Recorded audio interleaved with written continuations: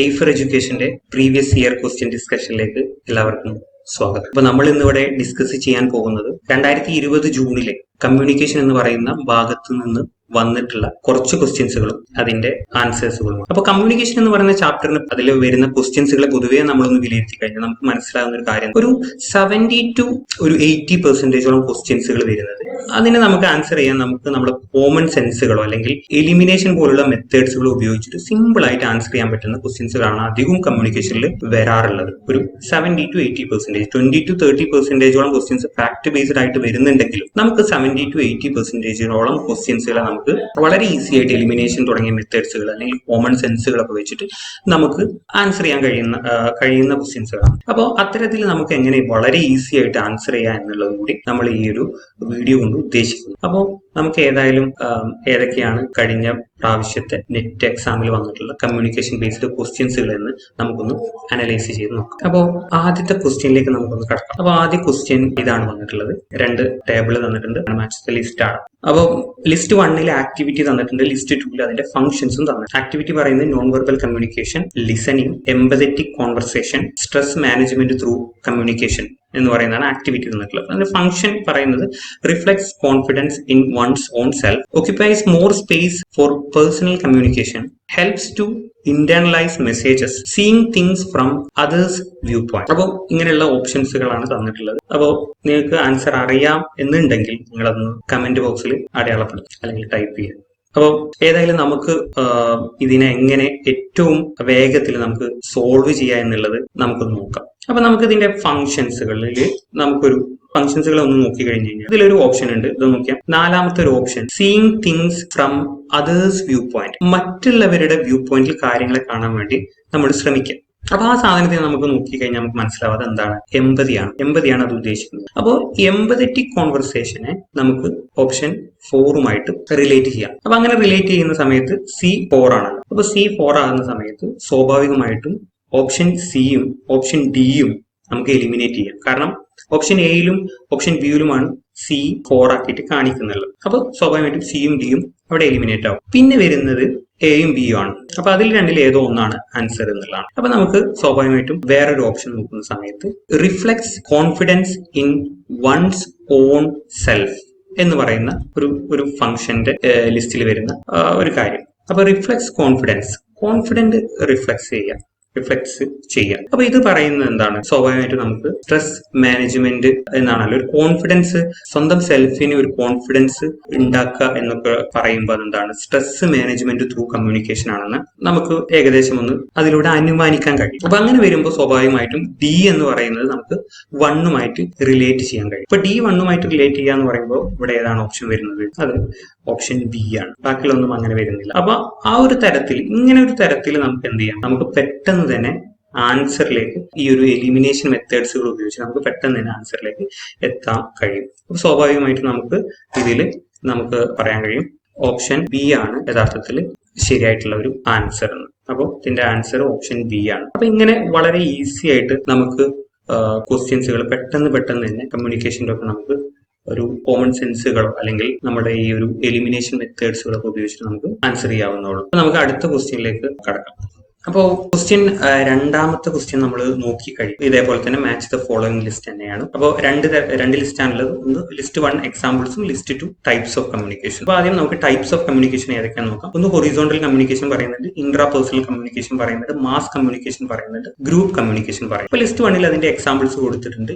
ഏതാണ് ഈ types of കമ്മ്യൂണിക്കേഷന് കറക്റ്റ് ഒരു എക്സാമ്പിൾ ഏതൊക്കെയാണെന്നുള്ളതാണ് അത് നമ്മൾ റിലേറ്റ് ചെയ്ത് കൊടുക്കാനാണ് നമുക്ക് ക്വസ്റ്റ്യൻ ഉള്ളത്. അപ്പോൾ എക്സാമ്പിൾസുകൾ തന്നിട്ടുള്ളത് addressing the nation over national TV network, conducting a workshop for a select number of teachers, internal conversation with fellow workers, recollection of past events എന്നുള്ളതാണ്. അപ്പോൾ ഇത്തരത്തിലാണ് ഈ ഒരു 2 ലിസ്റ്റ് തന്നിട്ടുള്ളത്. അപ്പോൾ നിങ്ങൾക്ക് ആൻസർ അറിയാന്നുണ്ടെങ്കിൽ ഒന്ന് കമന്റ് ബോക്സിൽ ടൈപ്പ് ചെയ്യാം, നമുക്ക് ആൻസർ ഡിസ്കസ് ചെയ്യാം. ഏറ്റവും വേഗത്തിൽ നമുക്ക് എലിമിനേഷൻ മെത്തേഡ്സുകൾ ഉപയോഗിച്ചിട്ട് നമുക്ക് ഈ ഒരു ആൻസർ എങ്ങനെ എത്താന്നുള്ളതും നമുക്ക് നോക്കാം. അപ്പോൾ ഇതിലിപ്പോ ഫസ്റ്റ് എക്സാമ്പിൾ നമുക്ക് എടുത്തു കഴിയുമ്പോൾ addressing the nation over national TV network എന്നാണ്. ഒരു നാഷണൽ TV നെറ്റ്വർക്കിലൂടെ നമ്മൾ ഒരു രാജ്യത്തെ മൊത്തം അഭിസംബോധനം ചെയ്യുക എന്ന് നമ്മൾ പറയുമ്പോൾ നമുക്കത് ഇൻഫർ ചെയ്യാൻ കഴിയും അതൊരു മാസിനോടുള്ള കമ്മ്യൂണിക്കേഷൻ ആണ്. അതുകൊണ്ട് തന്നെ എ എന്ന് പറയുമ്പോൾ നമുക്ക് മാസ് കമ്മ്യൂണിക്കേഷനുമായിട്ട് റിലേറ്റ് ചെയ്യാം. എ അപ്പോൾ സ്വാഭാവികമായിട്ടും ഏതാണ് 3യുമായിട്ട് നമുക്ക് റിലേറ്റ് ചെയ്യാം. അപ്പോൾ സ്വാഭാവികമായിട്ടും നമ്മളെ ഓപ്ഷൻ ഏത് വരും? സി ആണ്. കാരണം എ എന്ന് പറയുന്നത് എന്താണ് 3യിൽ മാത്രമേ, സി ഓപ്ഷനിൽ മാത്രമേ 3യുമായിട്ട് റിലേറ്റ് ചെയ്തിട്ടുള്ളൂ.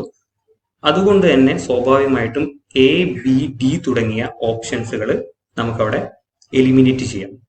അപ്പോൾ സ്വാഭാവികമായിട്ടും നമ്മുടെ ആൻസർ സ്വാഭാവികമായിട്ടും നമുക്ക് സി ആണെന്ന് നമുക്ക് കൺക്ലൂഡ് ചെയ്യാം. അപ്പോൾ ഇത്ര വളരെയധികം ഈസി ആയിട്ട് നമുക്ക് എന്ത് ചെയ്യാൻ പറ്റും? നമുക്ക് ഓപ്ഷൻസിലേക്ക് എത്താൻ കഴിയുന്നതാണ്. അപ്പൊ ഇനി നമുക്ക് വേറൊരു ക്വസ്റ്റ്യൻ നമുക്കൊന്ന്. അപ്പൊ അടുത്തൊരു ക്വസ്റ്റ്യൻ വരുന്നിട്ടുള്ളത് ജൂൺ 2020 തന്നെ വന്നിട്ടുള്ള ഒരു ക്വസ്റ്റ്യൻ ആണ്. അപ്പോൾ ക്വസ്റ്റ്യൻ ഇങ്ങനെയാണ്: കമ്മ്യൂണിക്കേഷൻ ബിഗിൻസ് യൂഷ്വലി വിത്ത്. എന്തുപയോഗിച്ചിട്ടാണ് കമ്മ്യൂണിക്കേഷൻ യൂഷ്വലി നമ്മൾ ബിഗിൻ ചെയ്യാറുള്ളത്? കൺഫ്യൂസ്ഡ് ഐഡിയാസ് ഉപയോഗിച്ചിട്ടാണോ? സെമാൻറ്റിക് നോയ്സ് ഉപയോഗിച്ചിട്ടാണോ? അപ്രിഹെൻഷൻ ഉള്ള സമയത്താണോ? അല്ലെങ്കിൽ പിക്ചേഴ്സ് ഇൻ ദ മൈൻഡ് വെച്ചിട്ടാണോ? അപ്പോൾ ഇങ്ങനെ ഒരു ക്വസ്റ്റ്യൻ ആണ് വന്നിട്ടുള്ളതെങ്കിൽ ഇതിനെ നമ്മൾക്ക് എങ്ങനെ വളരെ ഈസി ആയിട്ട് നമുക്ക് ആൻസർ ചെയ്യാന്നുള്ളത് നമുക്ക് നോക്കാം.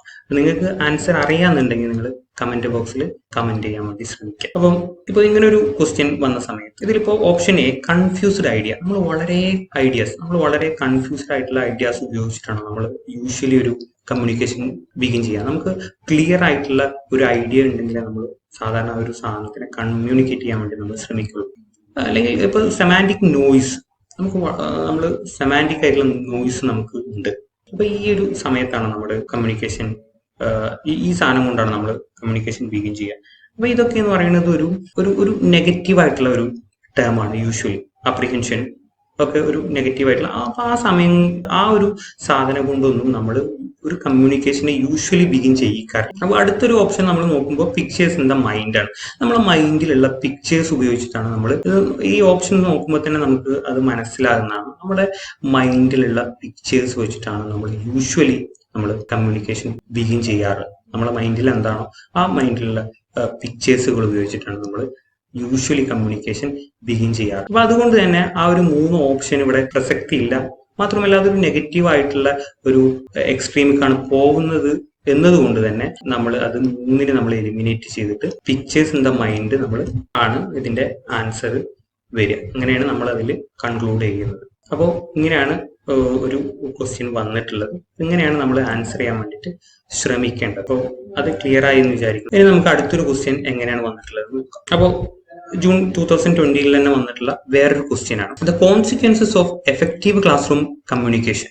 അപ്പോൾ ഒരു എഫക്റ്റീവ് ആയിട്ടുള്ള ഒരു ക്ലാസ് റൂം കമ്മ്യൂണിക്കേഷന്റെ കോൺസിക്വൻസസ് എന്തൊക്കെ ആയിരിക്കും എന്നാണ് ചോദിക്കുന്നത്. അപ്പോൾ ഇതിൽ ഓപ്ഷൻസ് വന്നിട്ടുണ്ട്. ഓപ്ഷൻ 1 വന്നിട്ടുള്ളത് enhanced expectation of teacher from students. അതേപോലെ തന്നെ ലേണിംഗ് ആസ് സാറ്റിസ്ഫൈങ് പെർസ്യൂട്ട്. അതേപോലെ തന്നെ increased promotional prospect for teachers. Option 4 വന്നിട്ടുള്ളത് enabling students to achieve goals, positive learning outcomes. ഇങ്ങനെയാണ് ഓപ്ഷൻസുകൾ തന്നിട്ടുള്ളത്. അതിൽ കറക്റ്റ് ആയിട്ടുള്ള ഓപ്ഷൻസുകൾ ഏതൊക്കെയാണെന്ന് നമുക്ക് കറക്റ്റ് ഓപ്ഷൻസ് അവിടെ ചോദിച്ചിട്ടുണ്ട്, ABCD എന്ന് പറഞ്ഞിട്ട്. അപ്പൊ നിങ്ങൾക്ക് ഇതിന്റെ ആൻസർ അറിയാമെന്നുണ്ടെങ്കിൽ നിങ്ങൾ കമന്റ് ബോക്സിൽ ചെയ്യാം. എന്നിട്ട് നമുക്കിത് എങ്ങനെയാണ് ആൻസറിലേക്ക് എത്തുന്നതെന്ന് നമുക്കൊന്ന് ഡിസ്കസ് ചെയ്യാം. അപ്പോൾ ഇപ്പൊ ചോദ്യം വന്നിട്ടുള്ളത് എങ്ങനെയാണ്? Consequences of effective class room communication എന്നാണ്. ഒരു എഫക്റ്റീവ് ആയിട്ടുള്ള ക്ലാസ് റൂം കമ്മ്യൂണിക്കേഷന്റെ തിക്തഫലങ്ങൾ എന്തൊക്കെയായിരിക്കും? നമ്മളൊരു എഫക്റ്റീവ് ആയിട്ടുള്ള ക്ലാസ് റൂം കമ്മ്യൂണിക്കേഷൻ, അപ്പൊ നമ്മൾ സ്വാഭാവികമായിട്ടും ഒരു ടീച്ചർ സ്റ്റുഡന്റ് കമ്മ്യൂണിക്കേഷനിലൊക്കെ നമ്മൾ നോക്കേണ്ടത് എന്താണെന്ന് വെച്ച് കഴിഞ്ഞാൽ സ്റ്റുഡന്റിന്റെ പെർസെപ്ഷനിലാണ് നമ്മൾ കാര്യങ്ങളെ, ഇങ്ങനത്തെ ക്വസ്റ്റ്യൻസുകളൊക്കെ വരുമ്പോൾ നമ്മൾ സ്റ്റുഡന്റിന്റെ പെർസെപ്ഷനിലാണ് നമ്മൾ കാര്യങ്ങളെ കാണേണ്ടത്. ടീച്ചറുടെ പെർസെപ്ഷനിൽ ഒരിക്കലും നമ്മൾ കാര്യങ്ങളെ കാണരുത്. ഒരു സ്റ്റുഡന്റ് എന്ന നിലയിൽ നമ്മൾ ആ കാര്യങ്ങളെ വീക്ഷിക്കുകയാണെങ്കിൽ, സ്റ്റുഡന്റ് ഭാഗത്ത് നിന്ന് നമ്മൾ ചിന്തിക്കുകയാണെങ്കിൽ നമുക്ക് ഇതിൽ അപ്രോപ്രിയേറ്റ് ആയിട്ട് ആൻസർ ചെയ്യാൻ സാധിക്കും. അപ്പൊ ഇതിലിപ്പോ consequences of effective class room communication എന്ന് പറയുന്ന സമയത്ത് ഇതിലിപ്പോ നമുക്ക് ഒരു കാര്യം ഉറപ്പിക്കാം. ഇപ്പൊ ഇത് എന്താ, ഇപ്പൊ അതിലുള്ള ഓപ്ഷൻ 3 എന്താണ് പറയുന്നത്? Increased promotional prospect for teachers എന്ന് പറയുന്നത് എന്താണ്? ടീച്ചറുടെ ഒരു പ്രൊമോഷണൽ പ്രോസ്പെക്ട് ഇൻക്രീസ്ഡ് ആകുക എന്ന് പറയുമ്പോൾ അതൊരു അപ്രോപ്രിയേറ്റ് ആയിട്ടുള്ള ഒരു കോൺസിക്വൻസ് ആണ് എഫക്റ്റീവ് ക്ലാസ് റൂം കമ്മ്യൂണിക്കേഷൻ.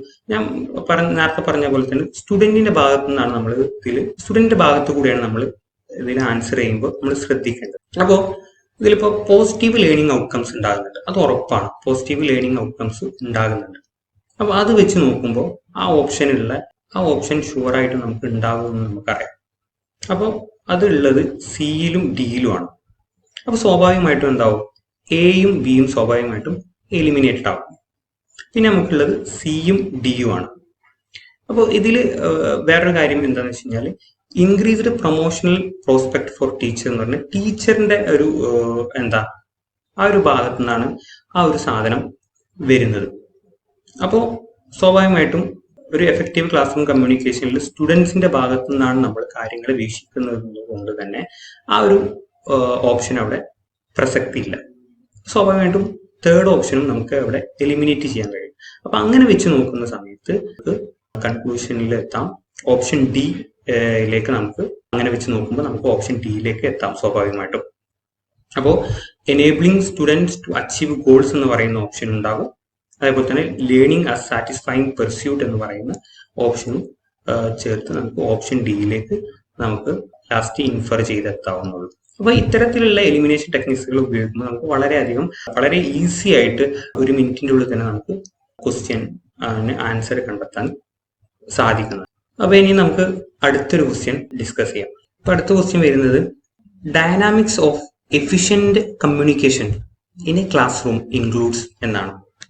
അപ്പൊ ഒരു എഫിഷ്യന്റ് കമ്മ്യൂണിക്കേഷൻ, ഒരു ക്ലാസ് റൂമിൽ എഫിഷ്യന്റ് കമ്മ്യൂണിക്കേഷൻ നടക്കണമെന്നുണ്ടെങ്കിൽ അവിടെ എന്തായിരിക്കണം സംഭവിക്കേണ്ടത് എന്നതിനെ കുറിച്ചിട്ടാണ്. അപ്പൊ അതിൽ ആദ്യം വരുന്നത് ടീച്ചർ സെൻട്രിക് ലിസണിങ് ആയിരിക്കണം എന്നുള്ളത്, പിന്നെ promotion of one way action ആയിരിക്കണം എന്നുള്ളത്, ഇഗ്നോറിംഗ് സ്റ്റുഡൻസ് ഇൻഹിബിഷൻസ് എന്നുള്ളത്, balancing interactive and statics elements എന്നുള്ളത്, ബ്രെയിൻ സ്റ്റോമിംഗ് പ്രൊസീജിയർ എന്നുള്ളത്, അണ്ടർസ്റ്റാൻഡിങ് ലേണേഴ്സ് സോഷ്യോമെട്രി എന്നുള്ളത്. അപ്പൊ ഇങ്ങനെയാണ് നമുക്ക് ഓപ്ഷൻസുകൾ തന്നിട്ടുള്ളത്. ഇതിൽ ഏറ്റവും അപ്രോപ്രിയേറ്റ് ആയിട്ടുള്ളത് ഏതാണെന്ന് നമ്മൾ നോക്കിയിട്ട് നമ്മൾ ആൻസർ ചെയ്യാൻ വേണ്ടി ശ്രമിക്കുകയാണ് ചെയ്യുന്നത്. അപ്പോൾ നിങ്ങൾ കമന്റ് ബോക്സിൽ നിങ്ങൾക്ക് ഏറ്റവും അപ്രോപ്രിയേറ്റ് ആയിട്ടുള്ള ഇതിൽ ഏതാണ് ഒരു എഫിഷ്യന്റ് കമ്മ്യൂണിക്കേഷൻ ഒരു ക്ലാസ് റൂമിൽ നടക്കാൻ വേണ്ടിയിട്ട് എഫക്ട് ചെയ്യുന്ന ഡൈനാമിക്സ്. നമുക്ക് ഇത് വളരെ ഡീറ്റെയിൽ ആയിട്ട് നോക്കുകയാണെന്നുണ്ടെങ്കിൽ, അപ്പോൾ നമ്മൾ ഈ ക്വസ്റ്റ്യൻ ഒന്ന് പരിശോധിച്ച് കഴിയുമ്പോൾ dynamics of efficient communication in A class room, ഒരു എഫിഷ്യന്റ് ആയിട്ടുള്ള കമ്മ്യൂണിക്കേഷൻ ഒരു ക്ലാസ് റൂമിൽ നടക്കണമെന്നുണ്ടെങ്കിൽ ആ കമ്മ്യൂണിക്കേഷൻ എങ്ങനെ ആയിരിക്കണം. അപ്പോൾ നമുക്ക് ഓപ്ഷൻ 1 തന്നെ നോക്കാം. Teacher centric listening. ഒരു ക്ലാസ് റൂം കമ്മ്യൂണിക്കേഷനിൽ ടീച്ചർ സെൻട്രിക് ലിസണിങ് ആകുന്ന സമയത്ത് ആ കമ്മ്യൂണിക്കേഷൻ എഫിഷ്യന്റ് ആകുമോ? സ്വാഭാവികമായിട്ട് നമ്മളൊന്ന് ചിന്തിച്ചു കഴിഞ്ഞു കഴിഞ്ഞാൽ നമുക്ക് മനസ്സിലാവും ഒരു കമ്മ്യൂണിക്കേഷൻ എപ്പോഴും എഫിഷ്യന്റ് ആകുന്നത് അത് സ്റ്റുഡന്റ് സെൻട്രിക് ലിസണിങ് ആകുമ്പോഴാണ്. അപ്പോൾ സ്വാഭാവികമായിട്ടും 1 എന്ന് പറയുന്നത് നമുക്ക് അവിടെ നിന്ന് എലിമിനേറ്റ് ചെയ്യാൻ കഴിയും. അപ്പോൾ ഓപ്ഷൻ 1 എലിമിനേറ്റ് ചെയ്യുന്ന സമയത്ത് നമുക്ക് 2 ഓപ്ഷനാണ് വരുന്നത്, ബിയും ഡിയും. അപ്പോൾ ബിയും ഡിയും നമുക്ക് ഓപ്ഷൻ ആയിട്ട് വരും. അപ്പോൾ സ്വാഭാവികമായിട്ടും എയും സിയും എലിമിനേറ്റഡ് ആയി പോവാണ്. ഇനി നമുക്ക് അടുത്ത രണ്ടാമത്തെ ഓപ്ഷൻ നോക്കാം. Promotion of one way action. One way ആക്ഷന്റെ പ്രൊമോഷൻ ആണോ ഒരു എഫിഷ്യന്റ് കമ്മ്യൂണിക്കേഷന് ഏറ്റവും ഉത്തമം? എല്ലാം നമുക്ക് സ്വാഭാവികമായിട്ടും അറിയാം. ഒരു 2 വേ ആക്ഷൻ ഉണ്ടാകുമ്പോൾ മാത്രമേ നമുക്ക് എന്താവുള്ളൂ, അങ്ങോട്ടും ഇങ്ങോട്ടുള്ള ഒരു ആക്ഷൻ കമ്മ്യൂണിക്കേഷൻ ഇന്ററാക്ഷൻസ് ഉണ്ടാകുമ്പോൾ മാത്രമേ അതൊരു എഫിഷ്യന്റ് ആയിട്ടുള്ള കമ്മ്യൂണിക്കേഷൻ ആണെന്ന് നമുക്ക് സ്വാഭാവികമായിട്ടും പറയാൻ സാധിക്കുള്ളൂ. അപ്പോൾ സ്വാഭാവികമായിട്ടും നമുക്ക് 2 എന്ന് പറയുന്ന ആ ഒരു ഓപ്ഷനും നമുക്ക് അവിടെ നിന്ന് എലിമിനേറ്റ് ചെയ്യാം. അപ്പൊ ഈ 2 എന്ന് പറയുന്ന ഓപ്ഷനും എലിമിനേറ്റ് ചെയ്ത് കഴിയുമ്പോൾ നമുക്ക് സ്വാഭാവികമായിട്ടും നമുക്കൊരു ആൻസറിലേക്ക് എത്താൻ കഴിയും. സ്വാഭാവികമായിട്ടും നമുക്ക് ആൻസർ ഓപ്ഷൻ ഡി എന്ന് നമുക്ക് എത്താൻ പറ്റും. കാരണം ആദ്യത്തെ 2 നമുക്ക് അതിൽ നിന്നുള്ള കൺക്ലൂഷനിലേക്ക് എത്താൻ കഴിയുന്നതുകൊണ്ട് തന്നെ നമുക്ക് ആൻസറിലേക്ക് സ്വാഭാവികമായിട്ടും എത്താൻ കഴിയും. അപ്പൊ ഇങ്ങനെയാണ് നമുക്ക് കമ്മ്യൂണിക്കേഷൻ അല്ലെങ്കിൽ ടീച്ചിങ് ആപ്റ്റിറ്റ്യൂഡ് തുടങ്ങിയിട്ടുള്ള ക്വസ്റ്റ്യൻസുകൾക്ക് നമുക്ക് വളരെ ഈസി ആയിട്ട് ആൻസർ ചെയ്യാൻ കഴിയുന്നത്. അപ്പോൾ ഇതിലിപ്പോൾ ബാക്കിയുള്ള ഓപ്ഷൻസുകൾ നമുക്ക് നോക്കുമ്പോൾ balancing interactive and statics elements എന്ന് പറയുമ്പോൾ നമുക്കൊരു ഒരു ബാലൻസിങ് നമ്മളെ ഇന്ററാക്ഷനിലൊക്കെ കൊണ്ടുവരികയാണ് എന്നുണ്ടെങ്കിൽ അത് വളരെയധികം നന്നാവുമെന്നാണ് തോന്നുന്നത്. അപ്പോൾ ഈ തരത്തിൽ നമ്മൾ ഓരോ ക്വസ്റ്റ്യനും നമ്മൾ ആൻസർ ചെയ്യാൻ ശ്രമിക്കുകയാണെന്നുണ്ടെങ്കിൽ നമുക്ക് ഏറ്റവും വേഗതയിൽ നമുക്ക് ക്വസ്റ്റ്യൻസിന് ആൻസർ ചെയ്യാൻ നമുക്ക് പെട്ടെന്ന് കഴിയും. ഇനി നമുക്ക് ഇങ്ങനെ നമുക്ക് അടുത്ത ക്വസ്റ്റ്യൻസുകൾ നോക്കാം. അപ്പോൾ ഇത്തരത്തിൽ നമ്മൾ ഓരോ ക്വസ്റ്റ്യൻസിനെയും ഡീൽ ചെയ്യുകയാണെന്നുണ്ടെങ്കിൽ നമുക്ക് ഏറ്റവും ഈസിയായി ഏറ്റവും എഫക്റ്റീവായിട്ട് നമുക്ക് അപ്രോപ്രിയേറ്റ് ആയിട്ടുള്ള ആൻസറിലേക്ക് എത്താൻ അത് സഹായിക്കും. നെറ്റ് എക്സാമിന്റെ ഏറ്റവും ക്രൂഷ്യൽ ആയിട്ടുള്ള ഒരു ആസ്പെക്ട് എന്താണെന്ന് വെച്ച് കഴിഞ്ഞാൽ ടൈം മാനേജ്മെന്റ് ആണ്. അപ്പോൾ ഇങ്ങനെ നമ്മൾ ഇത്തരത്തിൽ നമ്മൾ ക്വസ്റ്റ്യൻസുകളെ അപ്രോച്ച് ചെയ്യാനുണ്ടെങ്കിൽ നമുക്ക് ഏറ്റവും എഫക്റ്റീവായിട്ട് ടൈം മാനേജ് ചെയ്യാൻ സാധിക്കും. അതിലൂടെ നമ്മുടെ സ്ട്രെസ് കുറയാനും നമ്മളത് വളരെയധികം സഹായിക്കും. അപ്പോൾ ഇത്തരത്തിലുള്ള ക്വസ്റ്റ്യൻസുകൾ നമുക്ക് വരും ക്ലാസ്സുകളിൽ നമുക്ക് ഡീൽ ചെയ്യാവുന്നതാണ്. അപ്പോൾ വീഡിയോ കണ്ടതിനും ആസ്വദിച്ചതിനും